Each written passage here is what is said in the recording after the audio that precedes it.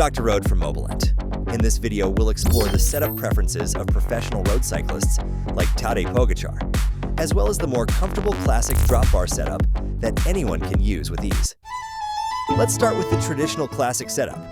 Drop bars are generally selected by measuring the shoulder width, as shown in the illustration. For a cyclist like Tadej Pogacar, who is 176 centimeters tall, a drop bar width of around 380 millimeters would be recommended. The angle of the hoods is typically aligned vertically. This reduces arm fatigue on long rides, similar to how a vertical mouse reduces strain when using a computer by reducing nerve compression and fatigue. Stem lengths of 80 to 120 millimeters have been commonly used, which also relates to the cyclist's back flexibility. Additionally, the stem height should be adjusted to fit the rider's lower abdominal area and lumbar flexibility. Classic pipe-style drop bars with a comfortable grip are now often used on gravel or touring bikes. Their advantage is that they allow for various convenient attachments. Now let's take a brief look at Tadej Pogacar's drop bar setup. Though he stands at 176 centimeters, he currently uses a narrower 360 millimeter handlebar. The UCI restriction is set at 350 millimeters, and even taller riders reportedly use handlebar widths as narrow as the 360 millimeter limit. Narrower handlebars significantly reduce air resistance, allowing for considerable energy savings. Therefore, the current trend in road racing is to choose drop bars that are one size narrower than the traditional standard. However, narrower bars sacrifice convenience, making steering somewhat more challenging. Those who have tried time trial handlebars would understand this.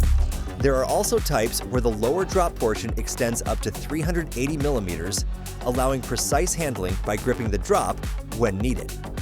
Additionally, to emulate the pros, the recent trend is to angle the hoods slightly inward. This allows the elbows and shoulders to come closer together, creating a more aerodynamically advantageous posture, which also helps conserve energy. However, over-angling the hoods inward is not recommended, as it can be quite tiring on long rides. Think of it like using a half-vertical mouse.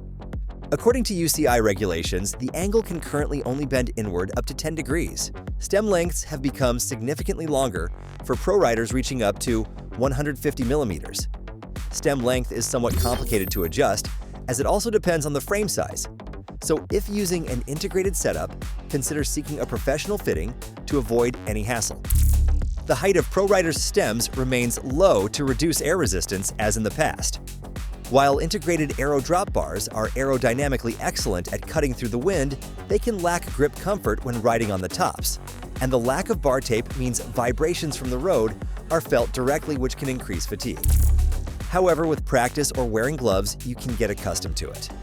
We've briefly looked at the differences between classic or comfort-oriented drop bars and modern race drop bars for road bikes.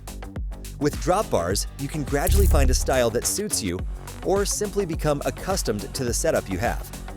If you want to ride more scientifically, getting a professional fitting would be advisable. Please click subscribe and like, and feel free to leave your comments and thoughts. This has been Dr. Road from Mobilent. Thank you very much for watching until the end.